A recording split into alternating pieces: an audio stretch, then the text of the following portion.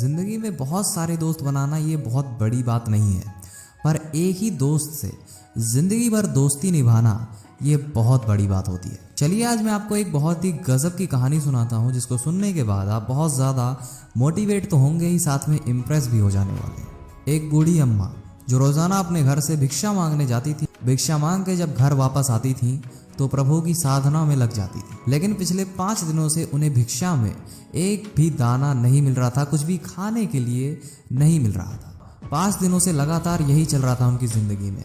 वो रोज़ आती थी, पानी पी के अपने भगवान को याद करके सो जाती थी और अपने भगवान से ये कह के सो जाती थी कि आप देख लेना कि हमें कल क्या करना है। और अगले दिन ही उन्हें किसी ने एक मुट्ठी चने दे दिए, और जब वो चने को लेके अपनी झोपड़ी में शाम को वापस आती हैं तो वो सोचती हैं कि मैं अभी चने नहीं खाऊंगी, बल्कि वो कहती हैं कि मैं कल सुबह अपने भगवान को पहले भोग लगाऊंगी, जिन्होंने मुझे ये दिलाया है, फिर मैं इसे खाऊंगी।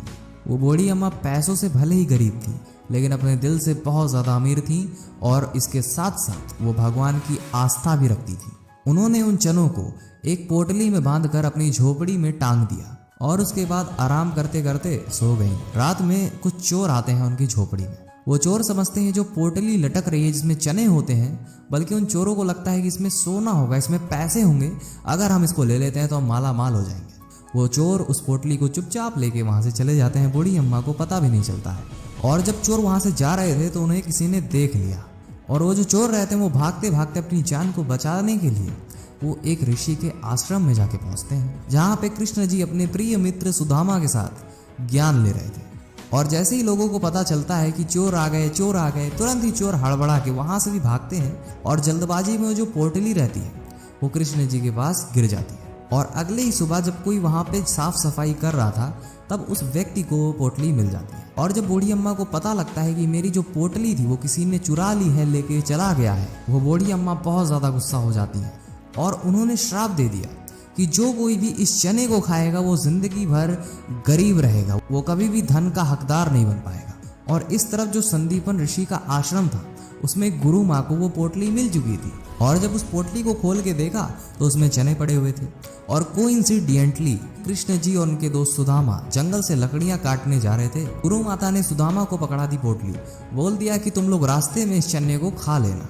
और जो सुदामा थे वो बहुत बड़े ज्ञानी थे, और सुदामा को ये पता चल जाता है कि इस पोटली के पीछे की कहानी क्या है। सुदामा को ये बात पता चल जाती है कि किसी ने इस पोटली पे श्राप दिया है, अगर जो इसे खाएगा वो जिंदगी भर गरीब ही रह जाएगा। और कृष्ण जी और सुदामा जब अपना काम खत्म कर लिए, फिर बारी आती है उस चने को खाने की, और आदेश ये रहता है गुरु माता का कि मिल बांट के खाना है, ना कि किसी एक को।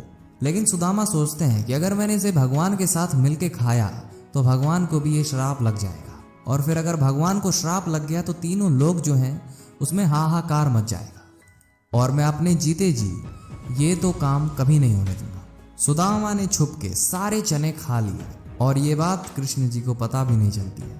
और जो सुदामा रहते हैं वो जीवन भर गरीब के गरीब ही रह गए, और कृष्ण जी राजमहल संभालने लगे। सुदामा ने कभी भी भगवान श्री कृष्ण को गरीब नहीं होने दिया। अगर उस दिन कृष्ण जी वो चने खा लेते तो हो सकता है कि आज कृष्ण जी को जिस रूप में हम देखते हैं उस रूप में शायद ही देख पाते।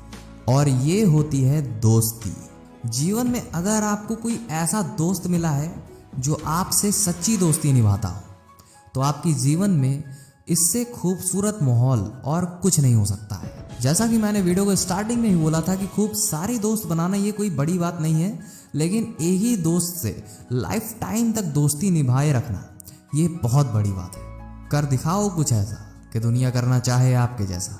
उम्मीद करता हूँ वीडियो आपको पसंद आई होगी। वीडियो पसंद आई हो तो वीडियो को एक लाइक कर दीजिए, चैनल को सब्सक्राइब करके बेल आइकन को ज़रूर प्रेस करिएगा, ऐसी और बहुत ज़्यादा मोटिवेशन वाली कहानियाँ सुनने के लिए और हमेशा मोटिवेट रहने के लिए। अभी के लिए जय हिंद, वंदे मातरम।